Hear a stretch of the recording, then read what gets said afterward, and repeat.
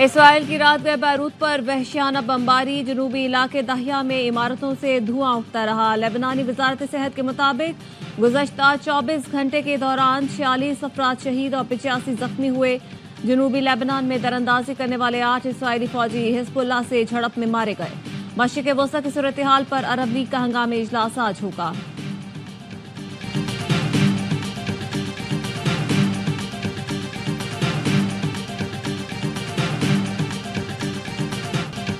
अमेरिकी सदर जो बाइडन की ईरान पर मजीद इक़्तिसादी पाबंदियां लगाने की धमकी। G7 के साथ मिलकर ईरान पर मजीद पाबंदियां लगाई जाएंगी। जो बाइडन ने कहा, अमेरिका इसराइल के ईरान के जौहरी तंसीबात पर हमलों की हिमायत नहीं करता। G7 ममालिक मुत्तफिक हैं कि इसराइल को ईरान के हमलों का जवाब देना चाहिए। ईरानी सदर ने भी दो टोक पैगाम दे दिया। बोले, ईरान जंग नहीं चाहता, लेकिन इसराइल ने कार्रवाई की तो जवाब देंगे। मसूद पेज़ेश्कियान ने दोहा में गुफ्तगू करते हुए कहा, हमारी सरजमीन पर हमला हुआ था। अमेरिका और यूरोप ने कहा था इसराइल को जवाब ना दे गजा में अमन हो जाएगा। हमने इंतजार किया, लेकिन फलस्तीनियों की नस्ल कुशी ना रुकी।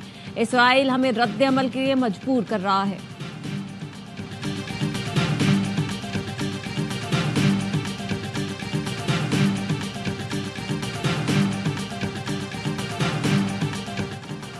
ईरानी हमलों के बाद सलामती कौंसिल का हंगामी इजलास। ईरानी सफीर ने कहा, इसराइल को जवाब देना नागुज़ीर था। इसराइल ने हमास रहनुमा को ईरान की सरजमीन पर शहीद किया। दमिश्क में ईरानी कौंसल खाने को निशाना बनाया। लेबनान में एक ईरानी फौजी मुशीर को कत्ल किया। जारियत का जवाब देना जरूरी था और इसराइल को यह बर्दाश्त करना पड़ेगा। एंटोनियो गुतेरेस ने कहा, मशरिक़ वस्ता में भड़कती आग तेजी से फैल रही है। आम दस्तों की मुंतकली की इसराइली दरख्वास्त के बावजूद फौज अपनी जगह पर बरकरार रहेगी।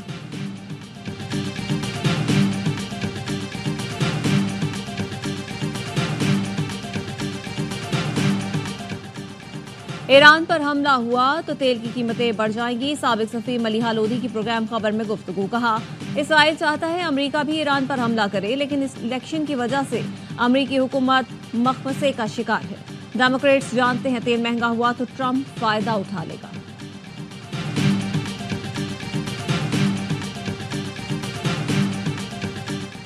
मलेशिया के वजीर आजम अनवर इब्राहिम 3 रोजा दौरे पर पाकिस्तान पहुंच गए। वजीर आजम शहबाज शरीफ ने मुअज़्ज़ज़ मेहमान का पुरतपाक इस्तकबाल किया।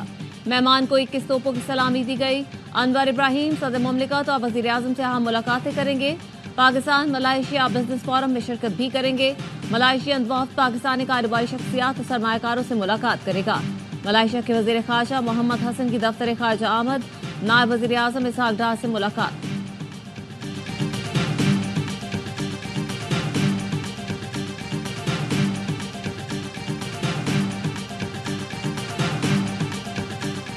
अमेरिका इमदाद की रकम के गलत इस्तेमाल पर नजर रखता है। अमेरिकी महकमा खारजा के तर्जुमान का पाकिस्तान में सैलाब मुतासरीन को दी गई रकम से मुतालिक सवाल पर जवाब। सहाफ़ी ने पूछा, बिलावल भुट्टो ने वफाकी हुकूमत पर सैलाब मुतासरीन की रकम न देने का इल्जाम लगाया है, जिस पर मैथ्यू मिलर ने कहा, यह एक संजीदा मामला है। इमदाद के गलत इस्तेमाल से इंसानी मफादात को दांव पर लगा दिया जाता है। USAID के जरिए इमदाद की फराहमी की निगरानी का एक सख्त निज़ाम है। गलत इस्तेमाल होते देखकर इमदाद बंद कर देते हैं।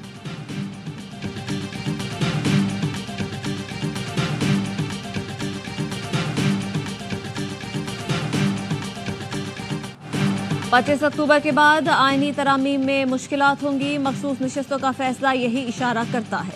जस्टिस मंसूर अली शाह पर यकीन है वो इख्तियारात का गलत इस्तेमाल नहीं करते।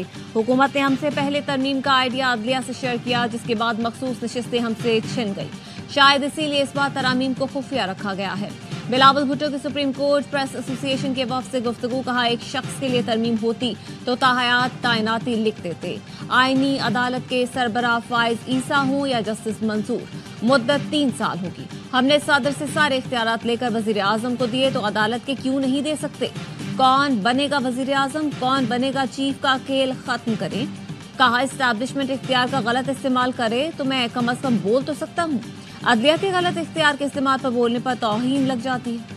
मौलाना की ख्वाहिश है PTI को भी साथ लिया जाए। तरामीम को मैं लीड करता तो PTI को भी साथ रखता। बानी PTI का मिलिट्री ट्रायल करना है तो सबूत लाएं। 9 मई को बगावत के करीब तर चीज समझता हूँ। फिक्र न करें, मुआफी का इख्तियार इस वक्त हमारे पास है।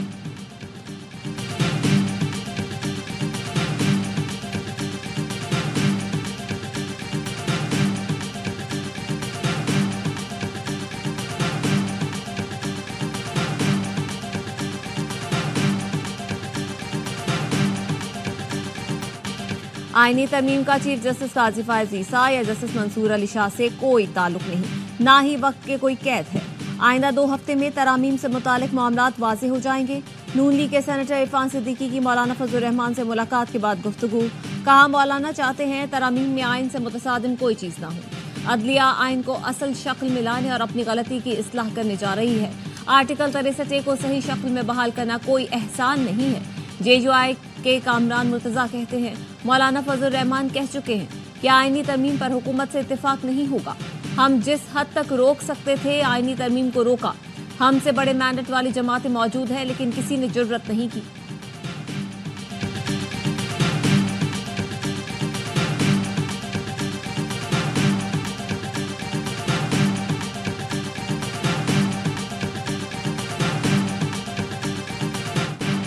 आर्टिकल 63 से मुतालिक नजरसानी दरख्वास्त की समाअत आज फिर होगी। गुज़श्ता रोज सुप्रीम कोर्ट ने बेंच पर एतराज मुस्तरद कर दिया। चीफ जस्टिस ने बानी PTI के वकील बैरिस्टर अली जफर से कहा, आपने कहा फैसला सुना दे तो हमने सुना दिया। हम सबका मुश्तरका फैसला है, बेंच पर एतराज मुस्तरद करते हैं। बैरिस्टर अली जफर ने कहा, बेंच तश्कील देने वाली कमेटी के मेंबरान बेंच का हिस्सा है, वो खुद कैसे बेंच की तश्कील को कानूनी करार दे सकते हैं। चीफ जस्टिस ने कहा, अगर ऐसा हो तो जजेस कमेटी के मेंबरान किसी बेंच का हिस्सा ही ना बन सके। क्या हमारे पास ऐसा इख्तियार है हम किसी को पकड़कर बेंच पे बिठा सकें? आप हमें बातें सुनाते हैं तो फिर सुने भी। जजेस से बदतमीजी का तरीका अब आम हो गया है। कमरा अदालत से बाहर जाकर यूट्यूबर्स शुरू हो जाएंगे। लोगों को यहाँ मर्जी के बेंच की आदत है, वो जमाने चले गए। क्या माजी में यहाँ सीनियरिटी पर बेंच बनते रहे? अदालत ने वकील अली जफर की बानी PTI से मुलाकात की इस्तदा मंजूर कर।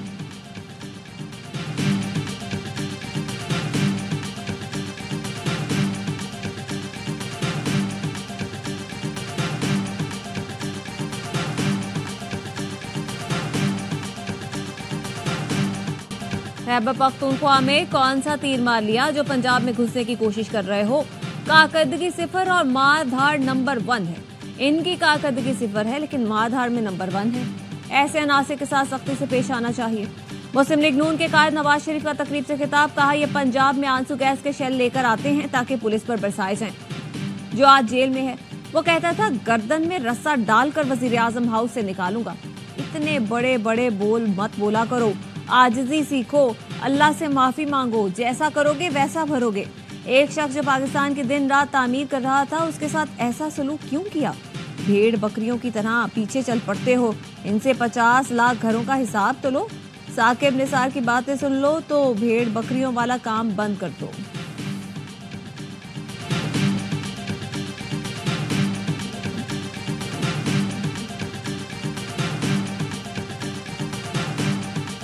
लोगों पे जबर करके अपना आईनी हक हमें नहीं लेने देती।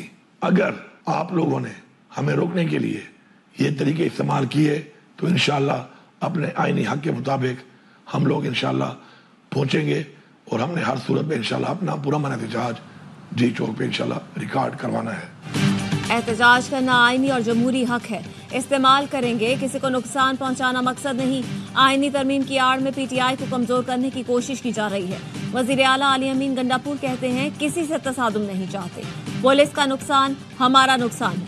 वफाकी हुकूमत रास्ता रोकने के लिए ओछे हथकंडे इस्तेमाल कर रही है। 4 अक्टूबर को खैबर पख्तूनख्वा के काफिले मुनज़्ज़म अंदाज में इस्लामाबाद पहुंचेंगे। रहनुमाओं को काफिलों की क़यादत करना होगी। मुशीर इत्तलात बैरिस्टर सैफ ने कहा, KP से मरीजों का पंजाब जाने का नवाज शरीफ का बयान मुज़हका खेज है। नवाज शरीफ की तकरीर से लग रहा है भाई की हुकूमत से खुश नहीं।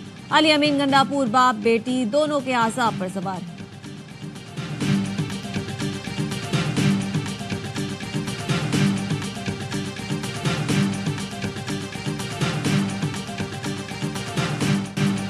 तहरीक इंसाफ के एहतजाज की कॉल। मियांवाली में दफा 144 नाफिज कंटेनर लगाकर सील किया गया। मोबाइल फोन सर्विस मुअत्तल रही।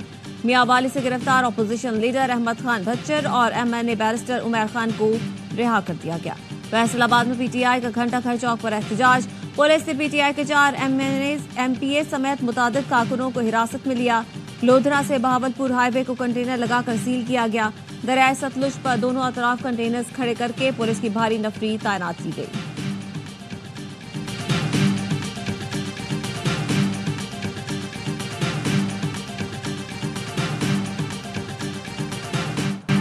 आप दहशतगर्दी के लिए पंजाब आओगे तो ये कबूल नहीं। खुशी है धरने, इंतशार, जलाओ घेराव और फितना फसाद की सियासत खत्म हो गई। बहुत जल्द ये लोग किस्सा पारी ना बन जाएंगे। वजीर आला पंजाब मरियम नवाज का तकरीब से खिताब, कहा अडयाला जेल में बंद शख्स ने कभी केपी हुकूमत को नहीं कहा लोगों को रिलीफ दो। हमेशा जेल से पैगाम आते सुना है कि आग लगा दो, घेराव कर लो, पुलिस के सर फाड़ दो। सियासत की इजाजत तो मिल सकती है, दहशतगर्दी की नहीं। मुल्क को आगे बढ़ने और तरक्की करने दो। लोग टूट जाते हैं एक घर बनाने में, तुम तरस नहीं खाते बस्तियां जलाने में। नवाज शरीफ और मरियम नवाज ने तकरीब में अपना घर अपनी छत प्रोग्राम के तहत चेक तकसीम किया।